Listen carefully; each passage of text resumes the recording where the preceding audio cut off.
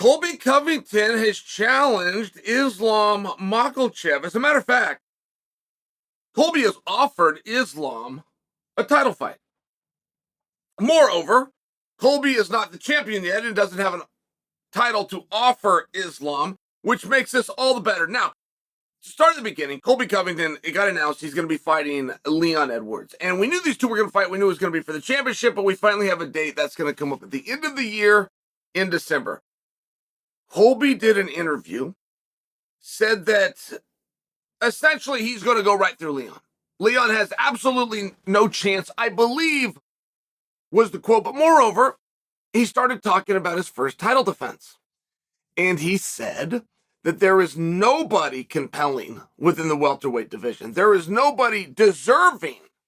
There is no true proven contenders. And therefore, he will be taking on Islam Makhachev. Now, I love it. I love it, not in the slightest that I predict for you that fight is going to happen. Not in the slightest. However, I do think we're going to hear from Islam. I do think now the ball is in Islam's court. Is he going to try to go up? Is Islam going to create all sorts of problems at 155 and get all the 55-pounders riled up, which is going to spill down to the 45-pounders, or at least the king of 45, Volkanovski, who thought Islam was going to stay right there and he could come up to him. I mean, if he finds out that Islam's leaving and going to 170, it all but ends the chances of a discussion for a 45-pounder. So, moreover, and I could only guess what was going through the great Chaos's mind when he said this. But I do feel as though it was turnabout being fair play. Belal Muhammad, who is the top contender.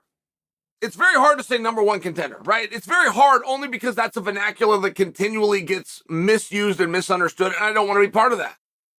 The number one contender is not who's been identified. It's not who's number one ranked.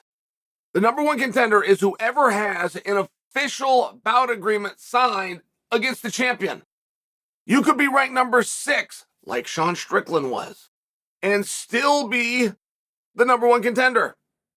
Now, I'm telling you from this perspective because Blahal's done everything right. And part of doing everything right is he's accepted nothing. He could read an official article. He could hear an official statement, and he will come out and come over the top of it to tell you that it's wrong and all the reasons why, which is the right thing to do.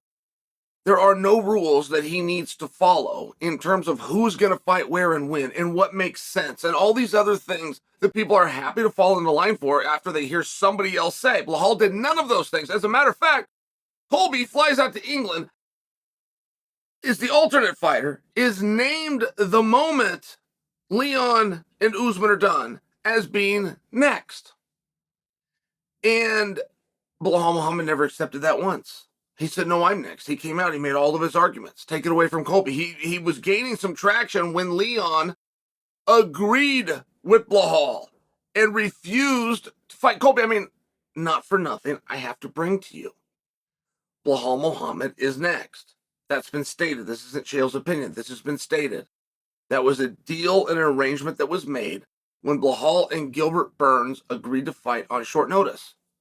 That deal was made to both of them. This will be the number one contenders match. So I bring it to you because if there was a part of Colby that instead of following the script that is so clearly laid out for us, I mean, it is crystal clear that the winner of Leon Colby draws in to Belal, or Belal draws into them, however you choose to say that, and Colby all of a sudden throws a swerve. He doesn't call out another 70-pounder. He doesn't give an acknowledgement or a headline to any 170-pounder. He goes to another division completely. Again, there's no part of me that believes this fight's going to happen, but there's no part of Colby that believes this fight is going to happen, right? This is how things get created. It starts with an idea. Somebody has to first say it. And who knows where it goes from there. I'm over here talking about it. You guys are going to leave comments on it. Somebody else might grab it. And then you've also got, I mean, don't forget, now you've got the ball in Islam's court to a degree. where Islam can start speaking up and start having problems. All of a sudden, something that was meant off the cuff as a possible way to backhand the fellow division and Muhammad specifically, potentially, turns into something, right? And don't forget, Ali Abdelaziz is the manager of Islam Makhachev. Ali is the manager, I believe, of Belal Muhammad, but I know he was the manager of Kamaru Usman. I'm just reminding you of the history between Colby and Ali specifically. So now you're calling out one of all these guys. I mean, just don't be surprised if they respond. Don't be surprised if something that Colby set down with no literal meaning behind it actually turns into something. I don't believe it turns into a fight, but I do believe it turns into something. And at a minimum, it's going to be a headache for Belal, who has created an incredible storyline that just had a wrench thrown into it. It is for that reason that I like Colby's call out of Islam.